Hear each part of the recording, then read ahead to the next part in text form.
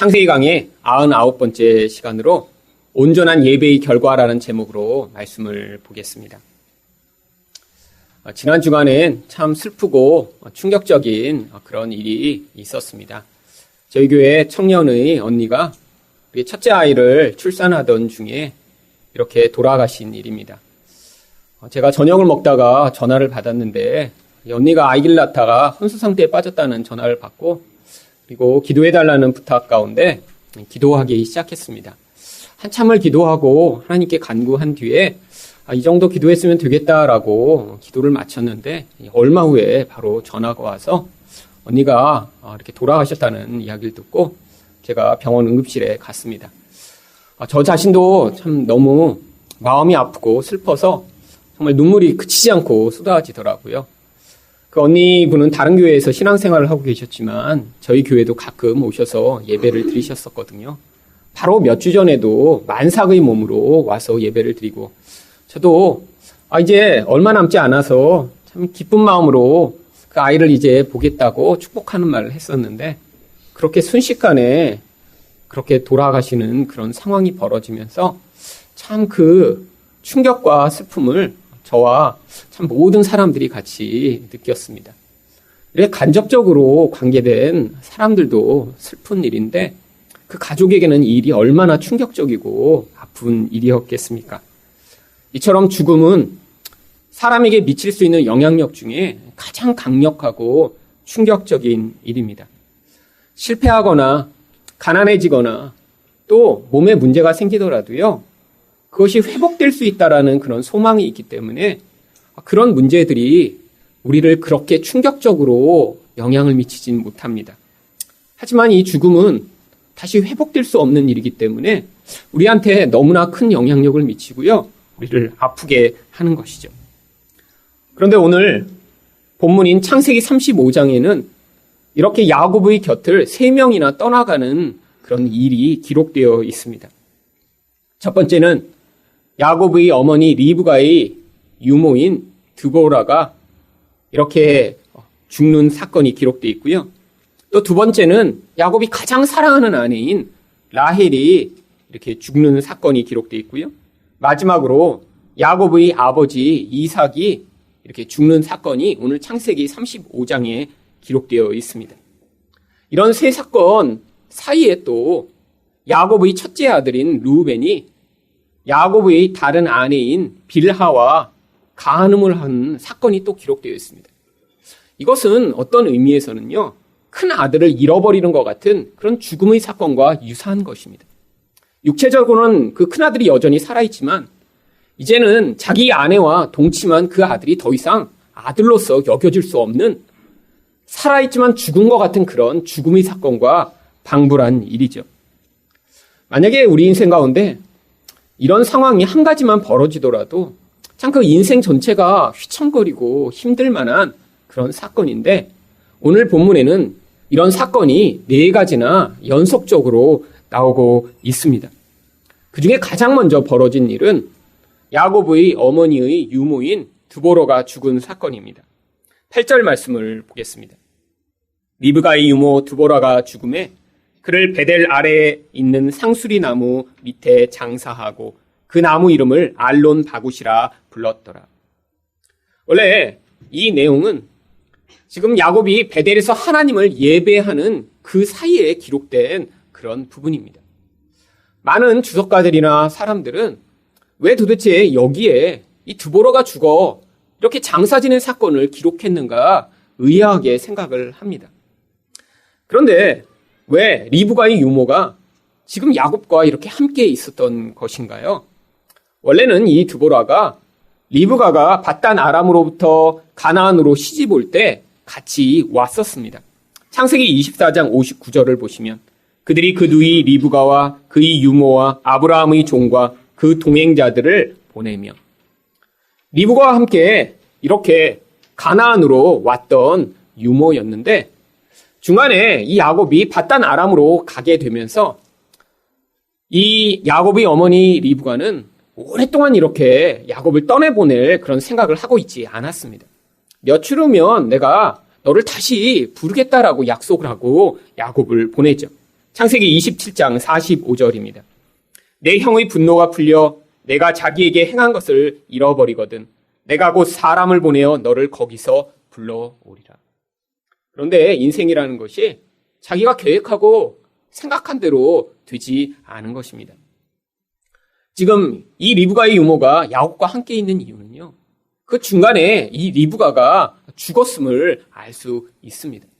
그래서 이 리브가가 죽은 사건을 지금 그곳까지 가서 알리기 위해 이 리브가의 유모가 밧단 아람에 갔고요.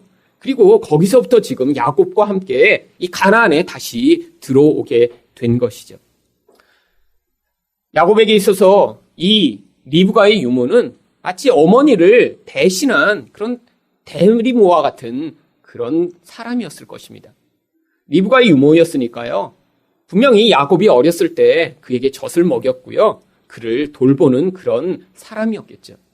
지금 어머니와 이렇게 깊은 애착을 가지고 있던 이 야곱이 이 어머니를 보지 못하고 잃어버리자 드보라가 이 야곱에게 있어서는 어머니를 대신한 것 같은 그런 역할을 하고 있었는데 지금 바로 그 드보라가 죽은 것입니다.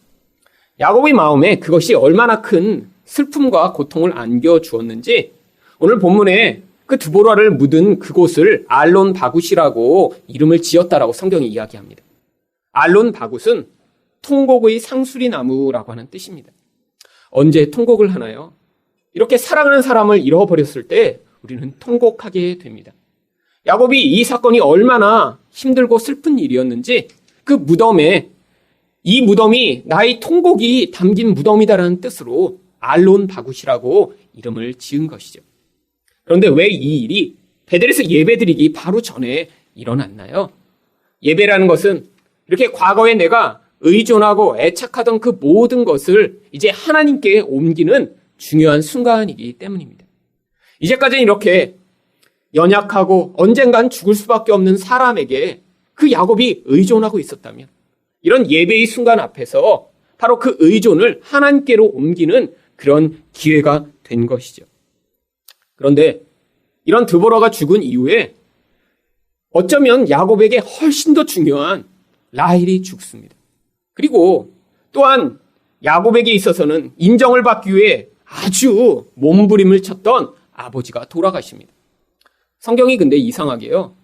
라헬이 죽고 또 이 이삭이 죽었을 때는 이 야곱이 아무런 감정의 반응을 하지 않은 것처럼 그의 모습에 대해 기록하고 있지 않습니다.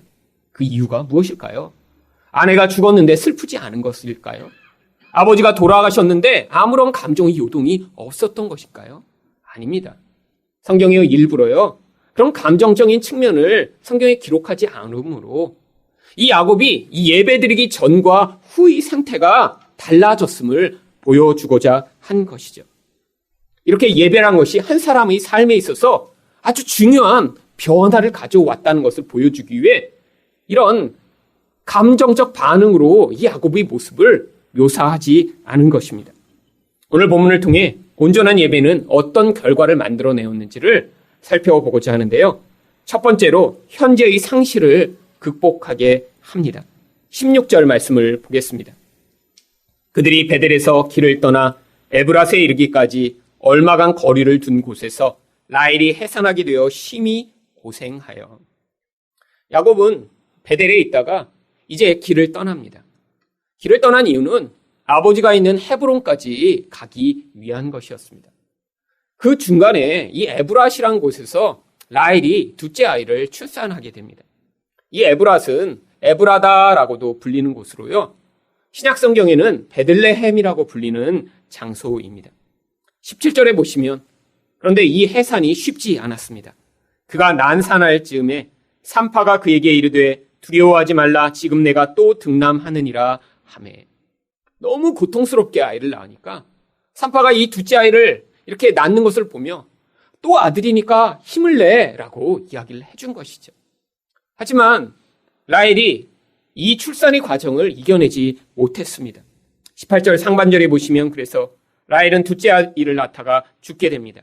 그가 죽게 되어 그의 혼이 떠나려 할 때 아들의 이름을 베논이라 불렀으나 라헬이 이렇게 둘째를 낳다가 죽게 되니까요. 아이 이름을 베논이라고 부르고 죽습니다.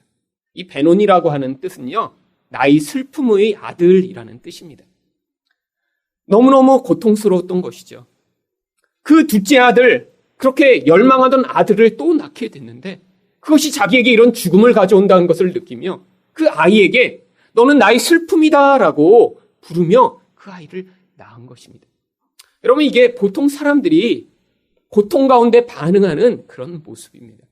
나에게 고통을 가져오고 나에게 슬픔을 가져오는 어떤 대상을 향해 너 때문에 내가 이렇게 슬퍼졌어. 너 때문에 내가 이렇게 고통하게 된 거야. 라고 자꾸자꾸 그 고통의 이유와 원인을 밖에서 찾는 것이죠. 대부분의 사람들이 그래서 어떤 아픔을 당하고 고통을 당하면요, 그것에 대한 이유를 계속해서 찾습니다. 어떤 상황 때문에 그랬고 어떤 사람 때문에 그랬다라고 그 이유를 찾은 다음에 그 대상을 향해 원망하고 분통을 터뜨리고 하는 일들이 아주 자연스러운 것입니다. 여러분, 그런데 이런 상황을 접한 야곱은 어떠했을까요? 자기 가장 사랑하는 그 아내가 이렇게 자식을 낳다가 죽임을 당하는 그 상황을 접한 이 야곱은 아마 가슴이 찢어지는 것 같은 고통을 경험했을 것입니다. 실제로 아내나 자식을 잃어버린 그런 배우자나 부모는 이렇게 그런 장례를 치른 이후에 심장이 실제로 나빠진다고 그래요.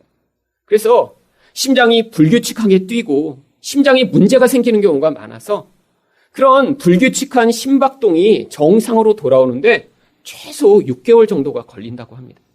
심장만 그런 것이 아니라요, 그것이 정신적으로 얼마나 큰 충격을 주는지 6개월이 지나도 여전히 그런 우울증적 증상과 영향력이 깊이 남아 있어서요, 6개월이 지난 후에도 그런 정신적 충격은 잘 가시지 않고 그렇게 의존하던 사람을 잃어버린 이런 사람들은 6개월 후에도 우울증적 증상이 3배, 4배나 높은 치수를 나타낸다고 합니다.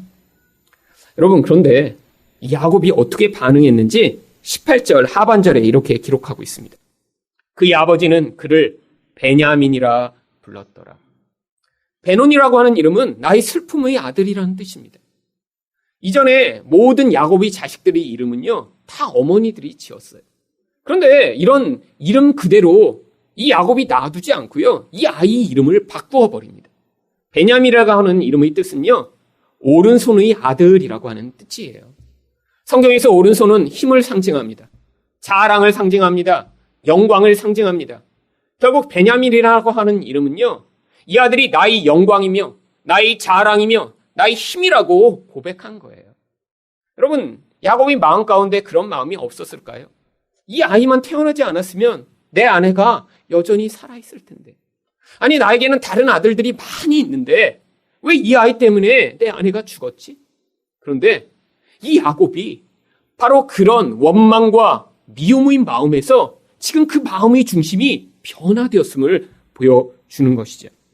여러분, 이게 바로 예배가 만들어낸 영향력입니다. 여러분, 예배란 무엇이죠? 하나님을 우리 마음의 중심에 놓는 것이 예배인 거예요. 여러분, 하나님이 우리 마음의 중심에 계시지 않으면 모든 사람은 무엇인가 그 자리 가운데를 다른 것이 차지하게 되어 있습니다.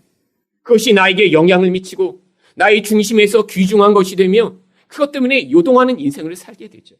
그런데 하나님이 우리 마음의 중심에서 유일한 예배의 대상이 되시면, 물론 우리에게 소중한 것들이 있고 중요한 것들이 있지만 그것이 이렇게 잃어버리게 되는 상황, 그렇게 어려움을 겪는 상황이 되더라도 우리 그 중심이 요동하지 아니하고 흔들리지 않을 수 있는 것입니다. 여러분, 사람이 이렇게 마음의 중심에서 가장 쉽게 의존하는 대상이 사람입니다. 왜? 눈에 볼 때 그렇게 의존할 만하고요. 또 어려서부터 부모님, 또 애인 혹은 자기의 자식들이 그런 의존의 대상이 되기 아주 쉽죠.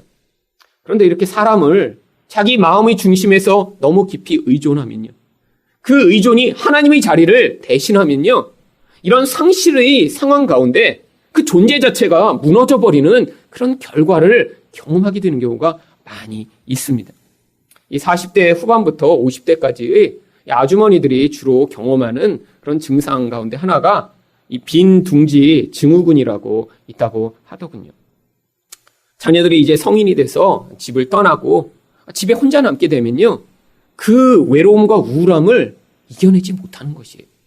더구나 그 시기가 이 폐경기와 같이 옵니다. 몸도 힘들어요. 그런데 마음에서도 그런 공허감을 이겨내지 못하고 이제까지는 자식의 인생이 자신의 인생인 것처럼 살았는데 더 이상 그 일을 하지 못하니까 너무 공허한 나머지 우울해지고 마음이 상하는 일들이 많이 있는 것이죠. 어떤 부모들은요, 자식이 성인이 됐는데도 이 자식들을 놓아보내지 못하는 부모들도 많이 있습니다. 그래서 결혼을 하는데 자식과 배우자가 결혼하는 게 아니라요, 부모가 같이 결혼을 해요. 그래서 두 사람이 결혼한 게 아니라 세 사람이 결혼하는 경우도 굉장히 많습니다. 그 자녀의 일에 대해 너무너무 깊은 관심을 가져요. 매일 전화를 해요. 그리고 궁금해요. 냉장고에 뭐가 있는지 알고 싶어요. 어제 저녁에는 무슨 일을 했는지 궁금하고 도대체 어떻게 살고 있는지, 그 자녀의 인생이 자기 인생인 것처럼 살고 있는 사람들도 굉장히 많죠. 여러분, 이런 경우에는 새로운 가정이 제대로 이루어질 수 없습니다. 결혼이라는 것은요, 부모를 떠나야 시작되는 것이거든요. 그게 성경의 원리거든요. 그런데 이 인간의 의존과 집착이 새로운 가정이 세워지지 않도록 파괴하는 경우가 많은 것이죠. 여러분, 그런데 만약 그런 상황 가운데 자녀가 부모를 향해 이제 우리가 결혼했으니까 독립할게요.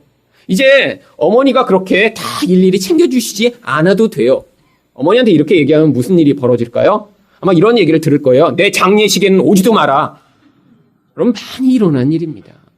왜죠? 그 의존과 집착이 너무 깊었는데 누군가 그것들을 끊어내려고 하는 것이요, 마치 자기 존재를 없애버리는 것처럼 고통스러운 일이 되니까요.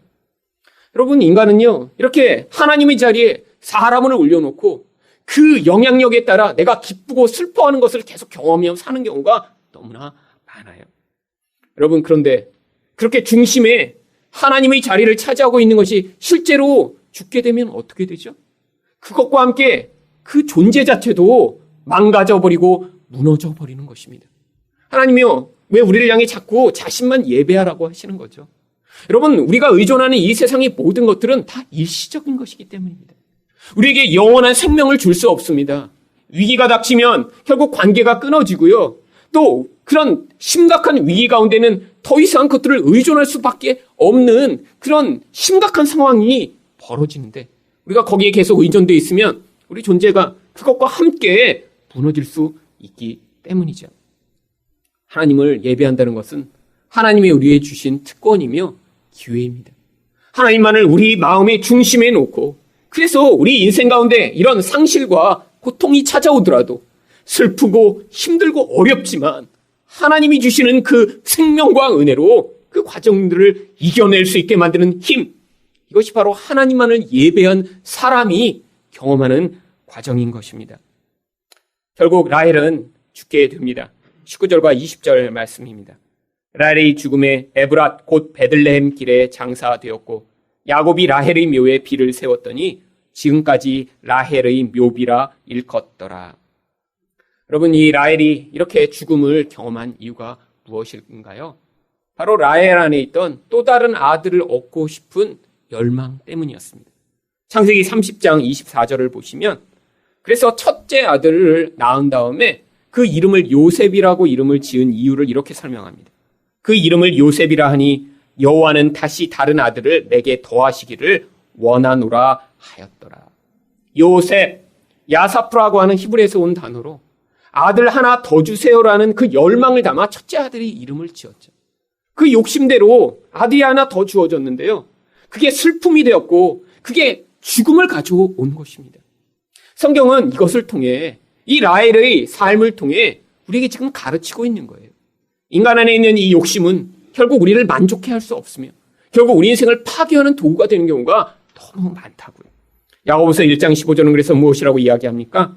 욕심이 잉태한 즉 죄를 낳고 죄가 장성한 즉 사망을 낳느니라. 여러분, 이 욕심에서 우리가 노력한다고 벗어날 수 있나요?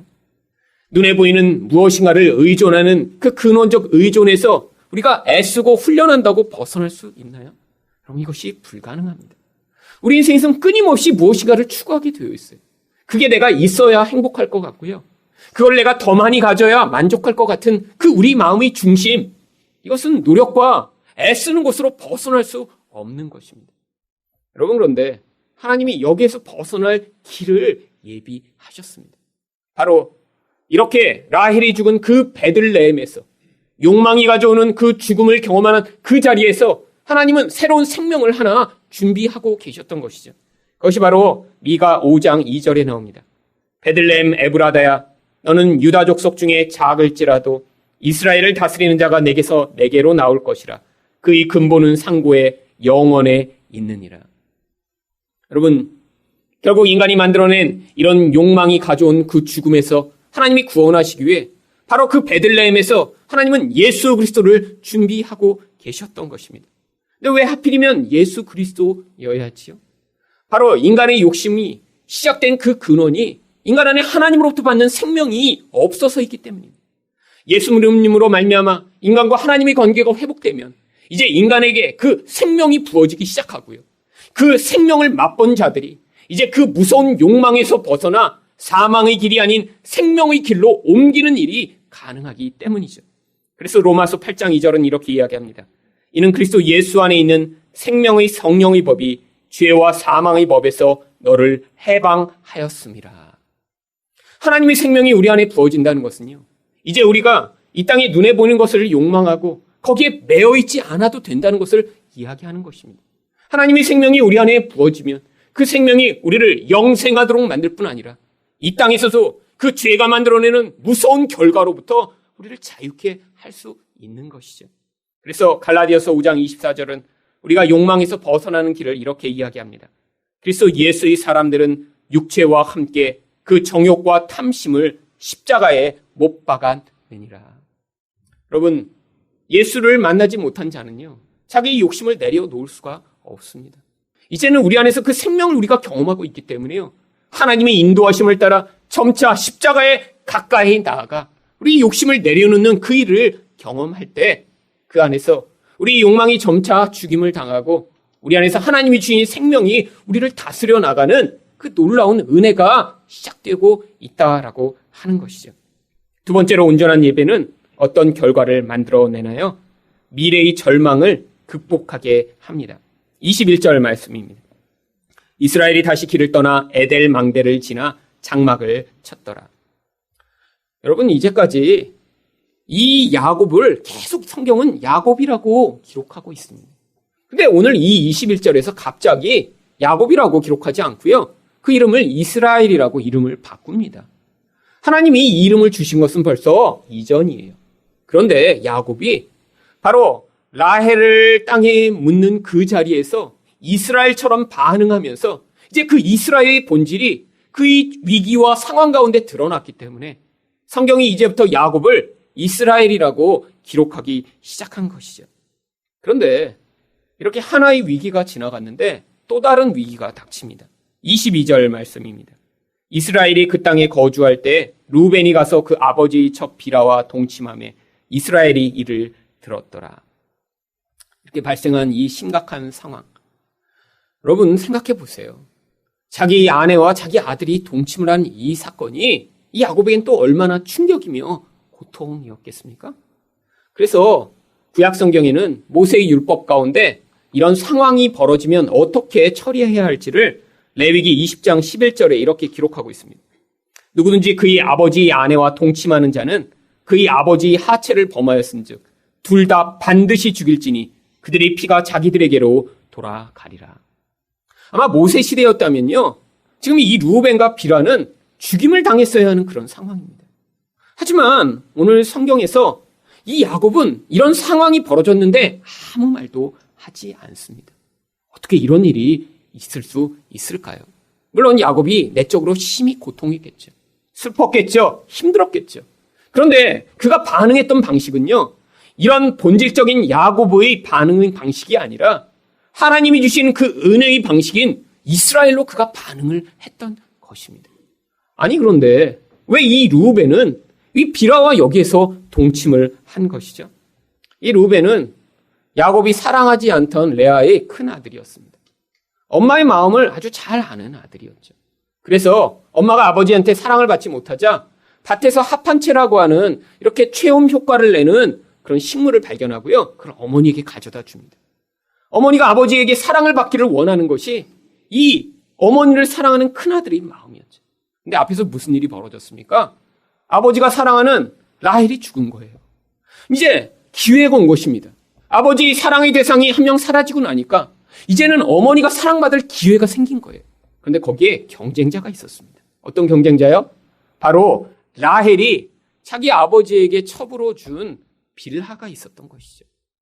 지금 어머니가 아버지에게 사랑을 받기 위해서는 또 다른 경쟁자 한 명을 물리쳐야 돼요. 결국 자신이 빌하와 동침함으로 아버지가 빌하를 사랑할 가능성을 없애버린 것입니다. 여러분, 그런데 왜 빌하는 또 이 루벤과 동침을 했죠? 빌하는 아마 젊은 여종이었을 거예요. 야곱과 결혼했을 때 10대의 소녀였을 것입니다. 그런데 이 야곱이라고 하는 어쩌면 늙은 할아버지와 이 라헬의 욕망 때문에 억지로 결혼할 수밖에 없었죠. 누군가의 도구가 돼서 이렇게 다른 사람 때문에 내가 원치 않은 결혼을 했을 때 이 빌하의 마음 가운데 얼마나 원망과 불평이 있었겠습니까? 내적으로 이렇게 잘못된 동기를 가지고 있던 두 사람이 만나 이런 가정을 파괴하는 이런 무서운 일이 나타나게 된 것입니다. 여러분, 그런데 야곱은 이 일에 대해 침묵하며 이스라엘처럼 반응합니다. 그런데 성경이 바로 이 사건 이후에 23절부터 26절까지 야곱이 12아들의 이름을 연속적으로 기록하고 있습니다. 왜 이 아들들의 이름을 기록한 것일까요? 바로 이렇게 첫째 아들이 야곱으로부터 잘려나가고 죽임을 당한 것 같지만 실제로는 야곱에게 다른 아들들이 있음을 보여주고자 하는 것입니다. 야곱이 자기의 첫째 아들이 이렇게 죽임을 당했어도 다른 아들들이 자기에 있는 것들을 발견하며 이제 하나님이 주신 다른 기회들로 눈을 돌릴 수 있는 자가 되었음을 보여주기 위해 이 12아들이 이 리스트를 여기에 기록하고 있는 것이죠. 여러분, 우리 인생 가운데도 이런 일들이 자주 있습니다. 내가 기대하던 대로 내 미래가 제대로 이루어지지 않는 거예요. 내가 어떤 종류의 계획을 세웁니다. 이것이 잘 되겠지. 그리고 거기에 대해 많은 소망을 가져요. 그런데 그것이 갑자기 좌절되고요. 문제가 생기는 경우들이 있어요. 여러분, 여기에서 야곱처럼 반응하면 분노하겠죠. 미워하겠죠. 관계를 깨트리고 힘들겠죠. 그런데 이런 이스라엘로 반응하며 어떤 때는 남의 상처를 껴안고요. 용서하고요. 내 욕심을 내려놓는 그런 선택을 하면 그것이 오히려 더 큰 선을 가져오며 하나님이 예비하신 다른 기회들로 눈을 돌릴 기회가 된다라고 성경이 이야기하고 있는 것입니다. 여러분, 이 사건이요. 앞으로 있을 더 큰 악을 막는 그런 기회가 됩니다. 나중에 이 루벤이 요셉이 팔려가는 자리에서 이 요셉이 죽지 않도록 반응합니다. 형제들이 모두 분노했어요. 자, 그 요셉을 죽여버리자라고 하고 있어요. 그런데 거기에서 창세기 37장 21절에서 22절을 보시면 루벤이 이렇게 말합니다. 루벤이 듣고 요셉을 그들의 손에서 구원하려 하여 이르되 우리가 그의 생명은 해하지 말자. 루벤이 또 그들에게 이르되 피를 흘리지 말라.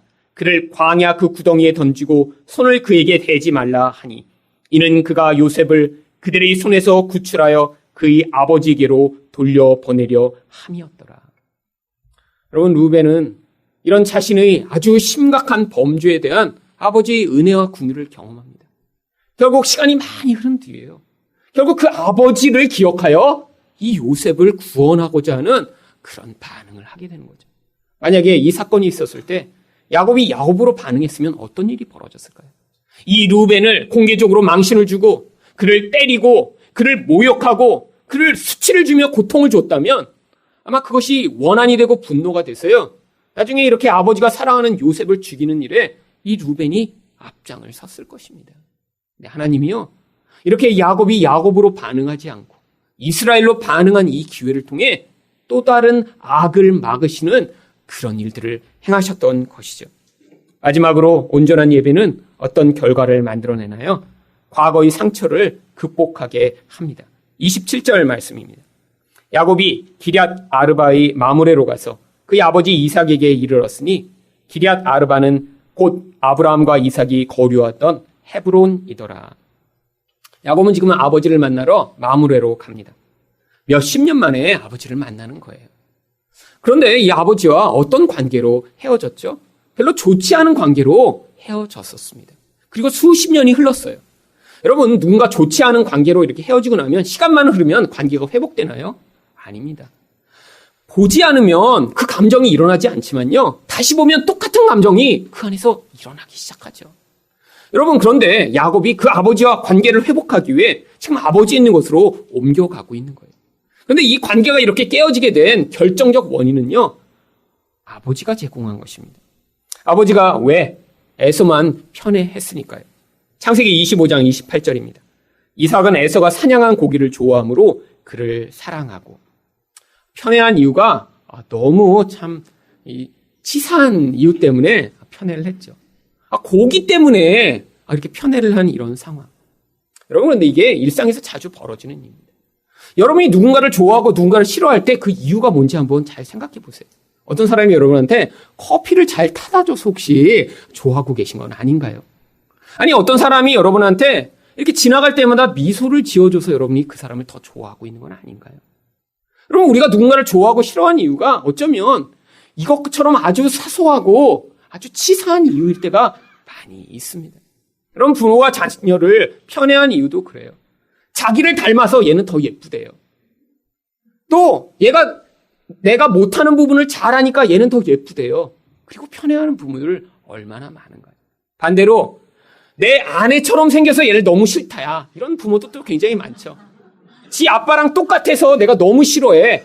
그러면 이런 부모들 굉장히 많습니다. 아니, 서로 좋아해서 결혼한 거 아닌가요? 그러면 배우자처럼 닮았으면 더 예뻐해야 되는 거 아닌가요? 살면서 상처를 입은 거죠. 그러니까 그 아이가 무슨 잘못이에요? 여러분, 태어날 때 나는 아빠처럼 생기고 싶어 그래서 태어난 아이 있나요? 엄마 닮고 싶어서 태어난 아이 있나요? 태어나 보니까 아빠처럼 생겼고 엄마처럼 생겼는데 그것 때문에 엄마가 나를 미워하고 아빠가 미워한다면 그 아이가 얼마나 큰 상처를 입을까요? 여러분, 그런데 이 이삭이 그렇게만 반응한 게 아니라요. 창세기 27장 1절에서 4절을 보면 축복을 줄 때도 똑같은 이유로 축복을 한다고 합니다. 이삭이 맏아들 에서를 불러 이르되 내가 즐기는 별미를 만들어 내게로 가져와서 먹게 하여 내가 죽기 전에 내 마음껏 내게 축복하게 하라. 아니, 이전엔 고기 못 먹어서 축복을 못 했나요? 이삭이 굉장히 육신적인 사람이었습니다. 성경에는 이 이삭이 어떤 삶을 살았는지 자세히 이야기하고 있진 않지만 이런 일상의 면모만 보더라도요. 먹는 거 좋아하고 편애하고 아주 정말 일차원적인 부분에서 살던 사람이었죠. 이런 문제가 있는 사람이었기 때문에 야곱이 상처를 많이 받았습니다. 그래서요, 아버지 사랑을 받고 싶었는데 사랑을 받지 못하니까 갈등이 생긴 거고요. 마음이 아팠던 거고요. 고통했던 거죠. 그런데 그게 꼭 아버지 이유 때문만인가요? 아닙니다. 야곱 또한요, 마음에 욕심이 너무 많았어요. 아버지가 사랑을 안 해줘도 그러려니 나는 엄마가 나를 많이 사랑하는데 우리 엄마가 더 예쁘니까 좋아. 이렇게 생각하면서 넘길 수 있었는데 그게 안 된 거예요. 엄마의 사랑도 받고 아빠의 사랑도 받고 아니 모든 사람의 사랑을 받고자 하는 이 욕심. 그래서 결국 어떻게 됩니까? 거짓말을 하고 속이는 인생을 살게 되죠. 창세기 25장 31절입니다. 야곱이 이르되 형의 장자의 명분을 오늘 내게 팔라. 형도 속이고요. 또한 창세기 27장 35절 보시면 이삭이 이르되 내 아우가 와서 속여 내 복을 빼앗았도다. 형과 아버지를 속여 관계를 다 깨트리는 인생을 살게 됩니다. 이 상태로 지금 떠난 거예요. 그리고 몇십 년이 흘렀어요. 다시 만나면 이전의 기억이 다시 돌이켜 생각날 것입니다. 그런데 야곱이요, 일부러 아버지가 있는 곳으로 내려옵니다. 28절과 29절을 보시면 이삭이 나이가 180세라. 이삭이 나이가 많고 늙어 기운이 다하여 죽어 자기 열조에게로 돌아가니. 성경은 그 중간에 무슨 일이 벌어졌는지 기록하고 있지 않지만요. 이 180세에 이삭이 죽은 것으로 미루어 보아 야곱과 10년에서 20년 정도를 같이 살았던 것으로 추측할 수 있습니다. 왜냐하면 이 야곱이 이 이삭이 60세에 낳은 아들이거든요. 지금 그러니까 이삭이 180세에 죽었으면요. 야곱이 120세의 나이입니다. 그런데 이 밧단 아람에서 이 가나안으로 들어온 나이가 97세였거든요. 그러니까 23년이라는 시간이 흘렀던 것이죠. 세겜에서 약 10년 정도를 살았다라고 추측을 하더라도 아마 아버지와 10년 이상 같이 살았던 것으로 이 연대를 추정할 수 있는 것입니다.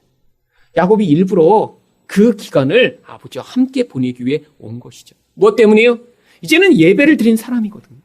하나님이 마음의 중심에서 자기를 인정하는 것을 받아들인 사람이거든요. 아버지가 이전에 내가 원했던 사랑을 주지 않았던 것에 더 이상 매여 있는 사람이 아니거든요. 아버지가 자기를 멸시했고 인정하지 않았고 자기를 속이는 자라고 불렀어도 그것을 극복할 수 있는 사람이 되었거든요. 여러분, 예배란 것은요, 이렇게 사람의 중심 가운데 있는 사람으로 받지 못한 그런 인정받지 못함, 상처 입음을 극복하게 만드는 중요한 능력이 되는 것입니다. 과거의 상처만 잘 극복한 것이 아니라 이런 아버지의 죽음을 통해 형과도 마지막으로 연합하여 장사 지내는 일을 합니다. 29절 하반절입니다. 그의 아들 에서와 야곱이 그를 장사하였더라. 형과 이제 마지막으로 만나게 되죠. 그리고 아버지의 죽음을 통해 이렇게 함께 연합하여 그 장사를 치르는 아들들로서의 예를 합니다. 여러분, 우리 인생 가운데 야곱이 경험했던 것 같은 이런 많은 사건들이 일어나는 일이 자연스러운 것입니다. 살다 보면 사랑하는 사람을 잃어버릴 때가 있고요. 관계가 깨질 때가 있고요. 내가 미래를 계획해놨는데 그 계획대로 되지 않는 경우들이 많이 있고요. 과거의 상처와 맞닥뜨려 그것들을 해결해야 되는 상황들이 우리 인생에 늘 존재합니다. 그런데 만약에 거기서 이 야곱이 이스라엘로 반응하지 않고 끊임없이 자기 본질대로 반응했더라면요, 아마 야곱은요 그 상처와 고통으로 말미암아 자기도 파괴하고 남도 파괴하는 인생이 되었겠죠. 근데 이 과정을 통해 야곱이 보여준 이런 하나님을 예배한 자로서의 반응으로 말미암아 이 고통스러운 과정을 야곱이 침묵하며 그리고 하나님의 은혜의 능력으로 이겨내었음을 성경이 보여주고 있는 것입니다. 여러분 또한 마음의 중심 가운데 우리 하나님을 여러분이 유일한 예배의 대상으로 만드셔서 인생 가운데 경험되는 이 고통스러운 과정과 슬픔의 상황들을 넉넉히 이겨내시는 여러분이 되시기를 예수 그리스도 이름으로 축원드립니다.